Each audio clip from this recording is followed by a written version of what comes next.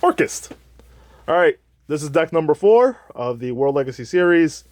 Orcust, you probably all know it. It's meta for a long time due to its graveyard recursion and kind of busted cards, but this is definitely the most competitive of all the decks. It did take a huge hit because of Heart being banned, but it has the most potential out of all the World Legacy decks. I think most people would agree with that. But this is just the kind of purest version of it, in my opinion, or in this build. Again, if you're here for a competitive World Legacy deck or anything like that, this is not the place for that. This is just a gist of how the deck is functioning and a more purest build. But this is definitely one of the coolest decks. For all of you who don't know, Orcust rely on graveyard recursion. They banish themselves from the graveyard to special summon onto the field and link climb, make some XZs to make a mid-range kind of strategy where you just keep your board on the field long enough to out-resource your opponent and then eventually swing for game. So let's just get into it. One copy of Orcust Brass Bombard. This is definitely not one of the greater cards, but I do like to run one because it's just a different Orcust name and it can make hands a little less bricky. So you can banish this card from the graveyard, special summon an Orcust monster from your hand. And also after that, you can't special summon other monsters except for machines that are dark. A little restrictive, that's what most of the Orcust cards do, but they facilitate their strategy really well. This one is a tuner, so you can do shenanigans with it, such as Needle Fiber, which is always nice. It's a good one-of, and it's nice discard fodder, so you can unclog those hands where you have multiple Orcust monsters.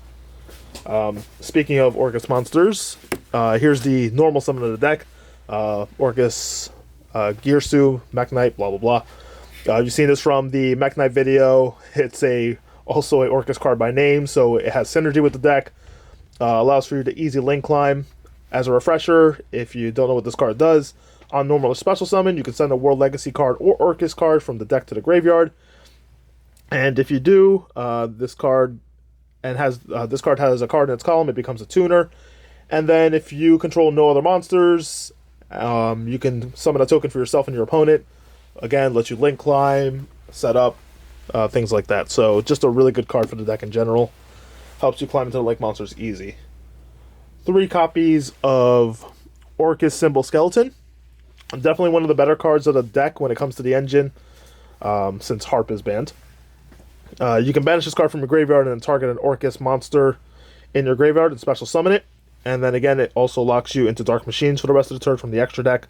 Not a big deal. Not from the extra deck, from, in general. Not a big deal because most of your deck is Dark Machines. But this allows you to get a lot of graveyard recursion.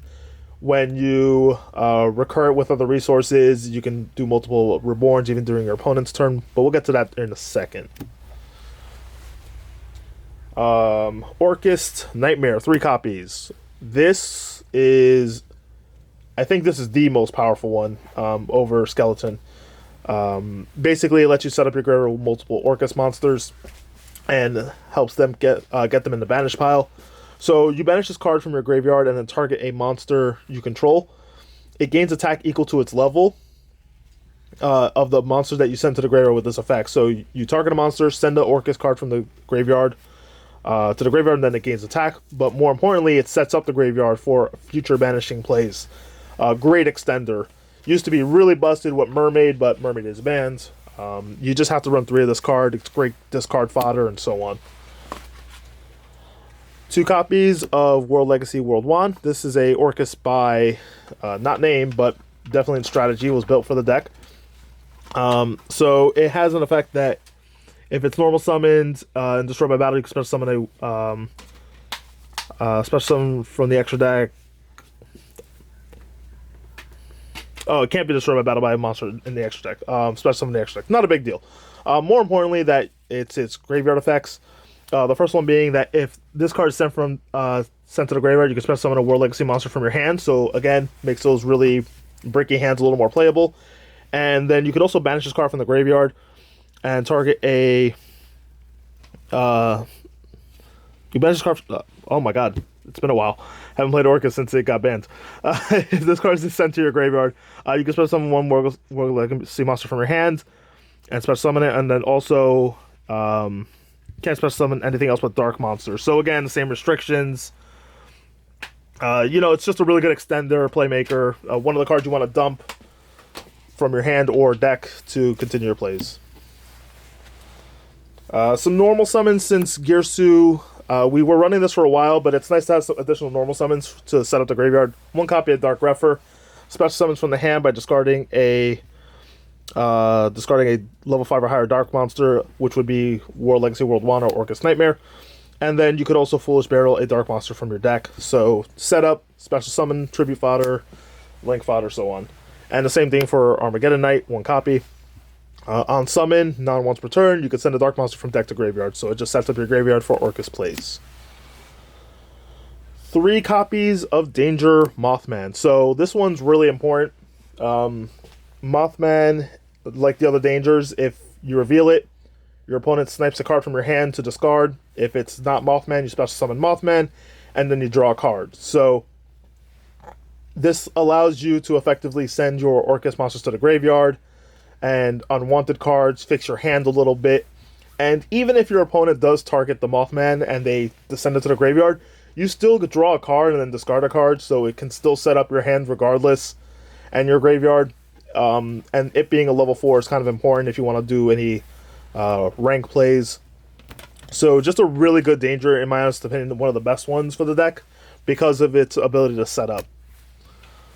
And then we run a continued danger package of 1 copy of Tsuchinoko, 1 copy of Jackalope, and 1 copy of Nessie. For those of you who aren't familiar, these basically allow you to special summon themselves and search. It's just for link climbing material. Again, danger monsters force your opponent to discard a card from your hand, which means you'll be getting rid of fodder such as your Orcust monsters. It's just nice to have dark extenders. Speaking of dark extenders, we run 3 copies of Symphonic Warrior Guitar and 1 copy of Mike. This is basically just a extra summon engine. You don't use it for their monster effects, so I'm not even going to read them to you. Basically, Symphonic Warrior Guitar allows you to discard a card from your hand, which is graveyard setup, to special summon a Symphonic Warrior from the deck, which you then summon Mike. And Mike allows you to get an extra normal summon that turn. So this is super important because, again, we do run multiple normal summons in Grepher, Armageddon Knight, Girsu. Hell, maybe you just want to empty an Orcust monster to the field so you can link 2. This allows you to facilitate those plays and set up the graveyard. And, you never neg if you're discarding cards with graveyard effects. 1 copy of Gizmek, Orochi. It's a free special summon that's a dark machine, so you can use its effect, despite being locked to dark machines. Gives you link fodder, a nice beefy body to attack with. It's its own removal. I wouldn't run too many of these because you do have to banish cards from your deck to facilitate his actions, but it's nice to have the 1 recurable resource, and it's just really good. It's also a level 8, which means you could make rank plays easily too. We're running a small Phantom Knight package of Knights and Cloak and Silent Boots. We do heavily rely on dark special summoning only from the extra deck, so the Phantom Knights package allows to get you more advantage from your link climbing, and it also partners with the rank 8 for Orcust, which we'll get to in a second. But this allows you to get further disruptions, set up a graveyard. There's just really good cards as far as an engine goes to this deck. Some hand traps, again, change to your liking and ratios and or choice of preference, but these are just the most budget ones for any deck because they're cheap with the exception of Ash. 2 Ash, 2 Failure, 2 Ghost Ogre. There's nothing wrong with a mid-range deck having some sort of hand traps. It's important to have when you don't plan on going super long game. 3 copies of Orcust Return. So Orchestrated Return is, again, one of those setup cards. It's also draw power. You send an Orcust or World Legacy monster from your hand to the graveyard to draw 2 cards. Once per turn, but hey, we'll take card draw where we can get it. fixes hands, discards cards, sets up graveyard. What more do you want? And now to what makes the deck kind of tick in its main gimmick, Orchestrated Babel. This card is searchable with the Link 2, so we're only running one copy, and it is recurable with the Link 2 as well, and as well as itself. So what this allows the deck to do is, all this graveyard recursion doesn't really do anything on your turn except for Link climbing. So what about your opponent's turn? Well, this card allows you to special summon those Orcust monsters and activate their effects in the graveyard during your opponent's turn.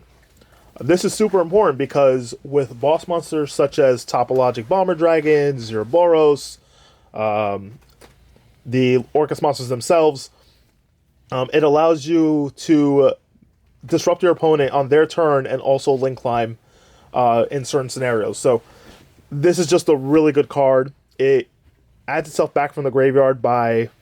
if this card's in your graveyard, you can send one card from your hand to the graveyard, again, set up, and then add it back to your hand so you can recur it. If it gets cycloned, it sucks, but, again, you can change the ratio to 2 if you want, but I think 1 is fine. There are other cards you might want to run instead. But this is the heart and soul of the deck. You definitely want to make sure you see this during your combo at any time to maximize the Orcust abilities in Grave. Some extenders, because we are kind of like a combo deck, sort of. World Legacy Succession. It's just a good card, lets you get your Orcust back from the graveyard, which lets you Link climb. And a nice extender after you discard some monsters to the grave. For that same reason, we run Monster Reborn. Instant Fusion. Again, Link climbing, disruptions. We're not running Thousand Eyes Restrict. We're running instead a copy of Thousand Eyes, Millennium Eyes Restrict for interruptions. But it's just a nice extender. It can summon a dark monster, so you're not restricted there. It just does a lot of work for the deck. A copy of Call by the Grave. Hand traps kind of hurt now with the loss of Harp, so you want to make sure you run at least a 1 since we have it. You don't want to get caught out with your main monster effects in Grave getting hit, so I think it's important to run. Copy of Foolish Burial, set up the graveyard, nothing more to be said there. Copy of Reinforced to the Army, we just want some consistency, so this provides it. You can search Dark Grepher, Armageddon Knight, and makes hands more desirable. Onto the traps, we have a counter trap, Orcust Crescendo. So Crescendo is a Omni Negate. When a spell, trap, or monster effect is activated, while you control an Orcust Link monster, negate the activation, and if you do, banish that card. So that's super good. Negate Banish is way better than Negate Destroy. That's amazing. And the better part is that this card can be banished from your graveyard, and you can add a Dark Machine from your deck. You can't special any other monsters except for Dark Machine monsters, but this allows you to get some recurability for the deck. It is searchable with the Link spell, so if you already have the field spell, you can get this instead. You have your options, and it recurs itself as an additional resource for later turns, so super good. It is a once per turn on each effect, a hard once per turn, so you can only use one or the other, but it does the job. And then finally, because we're running the Phantom Knights, we have 2 copies of Fogblade. Fogblade is just a negate. Target opponent's effect monster, negate its effects, it can't attack. You're searchable with Rusty Bardiche, so you can get these as disruptions. If you hard draw them, no foul there. You can just set them and use them later. Just a really good card in general. Onto the extra deck. 2 copies of Galatea. So Galatea is your main Link monster for combos and setup. It requires an Orcust monster and 2 effect monsters, including an Orcust. If this card... let's talk about its protection. So this Link card, meaning if it points to something or something points to it, cannot be destroyed by battle. So 1800 attack, no destruction by battle, pretty good. You can target one of your banished machine monsters, which is what they do. They banish themselves from the graveyard, shuffle it back into the deck, which gives you recursion, and then you get to set an Orcust spell trap directly from your deck. This can be the counter trap or the field spell, your choice, really. So just a really good extender. She has another purpose we'll get to momentarily, but she's your main monster. You want to go into her first and then Link climb further. into Rusty Bardiche, and you want to have as many, like, you want to make sure you always end on a board with her minimal, because that's how you make your counter trap live. Next up, a copy of Longyearsu, the Orcust Orchestrator. So again, 2 effect monsters, including an Orcust monster. His protection effect is he can't be destroyed by card effects, so pretty good. 2,500, can't be destroyed by card effects, not bad. And you could target 2 machine monsters that are banished, shuffle them into the deck, and then you get to send 1 linked monster your opponent controls to the graveyard. So this is non-targeting removal, non-destruction removal. It's really powerful. The idea is to have him pointing to the extra monster zone, so that way if your opponent tries to use that extra monster zone and you have 2 link monsters, you use yours, Longyearsu is in the middle, he points to the other extra monster zone. Whenever they try to use that zone, you can just activate that effect and send that monster away. Now, with Master Rule 5, this isn't as good because you can synchro XZs in any zone now, but it can still kind of leave opponents in awkward positions. Zone placement matters with this deck a little bit with the arrows. So just play around your opponent and you can still catch them with their pants down. Remember, this effect is a quick effect with the field spell, so it is a disruption on your opponent's turn. Still a solid card. 1 copy of Orchestron. So no one really plays this in competitive Orcust, but since this is a more purist build, I figured I'd run the 1 copy. It's still a pretty good card. If it's linked, it can't be destroyed by battle or card effects, so it's got huge protection on a 3,000 body. Can't really complain there. Its main effect is that you can shuffle back 3 Orcust machine monsters in your banished pile, shuffle them back in, and any monsters linked are set their attacks to 0 as well as negate their effects. So non-targeting effect negation, again, super valuable. Zone placement matters. It's got really great arrows. It points down, it points up. It's got really good stuff going for it all around. And 3,000 body is nothing to scoff at. Now for the interesting Orcust card. So this is the one everybody knows. This is Dingirsu, the Orcust of the Evening Star. So it requires 2 rank level 8s, but it has a gimmick that you can also XZ summon it using your Orcust Link monster. So all you gotta do is make any Orcust Link monster, slap it down on top, and then you get to activate one of its effects. It also has a protection effect of its own, where if any of your cards are destroyed by card effect or battle, you can just attach a material and protect those cards. So really, just a powerhouse. 2,600, complete board protection. His summon effect is one of 2 options. On summon, you could either A, send a card from your opponent controls to the graveyard, so non-targeting, non-destruction removal, or B, you can attach one of your banished machine monsters to this card. So that just gives you extra materials, so you can protect your board further. More importantly, this recycles your banished Mech Knight. This recycles your banished Orcust monsters. So if you banish Symbol Skeleton to use its effect to summon from graveyard, you can then attach it to Dingirsu, and now when you use the effect to protect, Symbol Skeleton goes back to the graveyard, allowing you to special summon once more. So this is your main form of recursion. You always want to end on a board of 1 Link monster and Girsu, because it gives you that recursion, that protection. This guarantees, seals the deal for your mid-game strategy. Similar to Balinks in Graveyard for Salamangreat. You want to make sure you have this on board.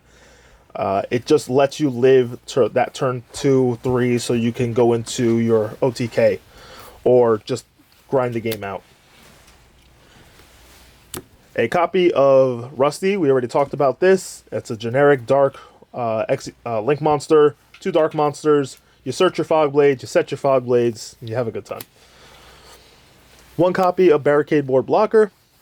This is strictly in the deck, so you can discard a card from the hand to set up the graveyard. In case you have an awkward hand, it only requires 2 monsters with different names. It can set the field, get you the field spell a little slower because it's added to the hand at the end of the turn, but you can still kind of search the counter trap, have the field spell in hand for next turn. you know, it has its uses. And it's a dark machine, so you get around a lot of those restrictions. Now we have a generic Link climbing package, 1 Phoenix, 1 Unicorn, 1 IP. You know, generic rank 2, 3 toolbox.